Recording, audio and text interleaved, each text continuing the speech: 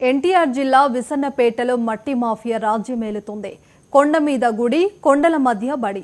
అయినా సరే ఇవేమీ పట్టకుండా కొండను తొలిచి రణగుణ ధ్వనులతో గ్రావెల్ తరలించుకుపోయే అక్రమార్కులు. ఇంత జరుగుతున్నా నిమ్మకు నీరెత్తినట్లు వ్యవహరించే అధికారులు. ఇది కొండ పర్వలో సాగుతున్న బడాబాబుల నిర్వాకం. ఇంతకీ ఈ త్రవ్వకాలు గ్రావెల్ కోసమేనా, గుప్త నిధుల కోసమా అనే అనుమానాలు కూడా ఉన్నాయి.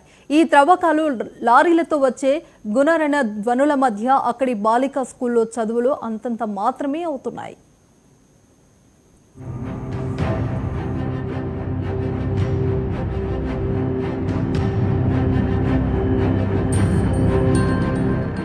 విసన్నపేట మండలం కొండపర్వలో కొండ మీద ఉన్న భ్రమరాంబిక మల్లికార్జున స్వామి దేవాలయానికి 400 ఏళ్ల చరిత్ర ఉంది. యుద్ధాలకు వెళ్లే ముందు ఇక్కడ పూజలు చేస్తే విజయం దక్కుతుందనే నమ్మకముండేది.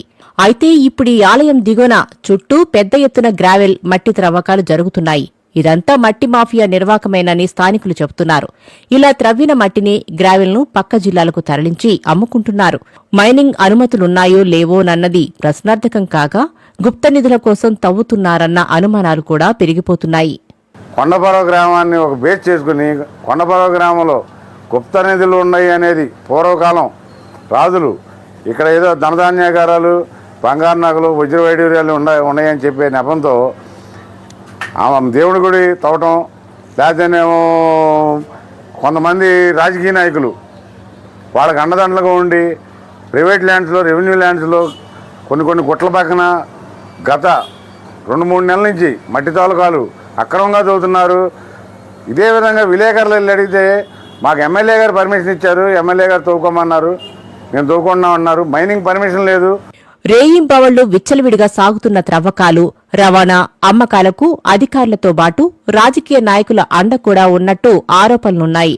ఎవరూ పట్టించుకోకపోవటాన్ని బట్టి అదే అర్థమవుతోందని విసన్నపేట బీజేపీ నాయకుడు గుత్తా శివసుబ్రహ్మణ్యం బాబు ఆరోపిస్తున్నారు. మేము తోలుకున్నాం, మాకు ఎంఆర్ఓ గారు పర్మిషన్ ఇచ్చారు, లేకపోతే ఇక్కడ పోలీస్ డిపార్ట్మెంట్ పర్మిషన్ ఇచ్చింది అని అన్ని డిపార్ట్మెంట్ ఆల్ డిపార్ట్మెంట్స్ మాకు విజిలెన్స్ డిపార్ట్మెంట్తో మాకు పర్మిషన్ ఇచ్చిందని చెప్పాడు. చాలా పగలో రాత్రి అనేది లేకుండా యథేచ్ఛగా అక్రమ మైనింగ్ జరుగుతున్నా కానీ జిల్లా వ్యాప్తంగా విలేకరులు ఎన్నోసార్లు వాట్సాప్ గ్రూపులో కానీ, ప్రింట్ మీడియాలో కానీ, ఎలక్ట్రానిక్ మీడియాలో కానీ వాళ్ళు ప్రచారం చేసినా కానీ దీని మీద న్యాయ విచారణ చేయట్లేదంటే ఇది విజిలెన్స్ అధికారులకు కానీ, మైనింగ్ డిపార్ట్మెంట్కి కానీ, రెవెన్యూ డిపార్ట్మెంట్కి కానీ, రాజకీయ నాయకులకి మొత్తానికి సంబంధం ఉందనేది నేను అనుకుంటున్నాను. ఇక్కడి కొండల మధ్య ఉన్న గిరిజన బాలికల పాఠశాలకు సైతం శబ్ద, వాయు కాలుష్యం బాగా పెరిగిపోయింది. పిల్లల చదువులకు ఆటంకం కలిగించే విధంగా ఇక్కడ లారీల రాకపోకలు సాగుతున్నాయి.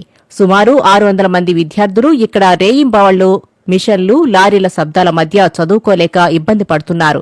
ఆ ప్రాంతమంతా మట్టి రోడ్డు కావడంతో భారీ వాహనాలు తిరిగి రోడ్డంతా దుమ్ము ధూళితో నిండిపోయి ద్విచక్ర వాహనాల మీద కూడా వెళ్లలేకపోతున్నామని టీచర్లు చెబుతున్నారు.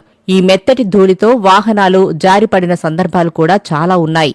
నాయకులు, అధికారుల స్పందన కోసం అంతా ఎదురుచూస్తున్నారు.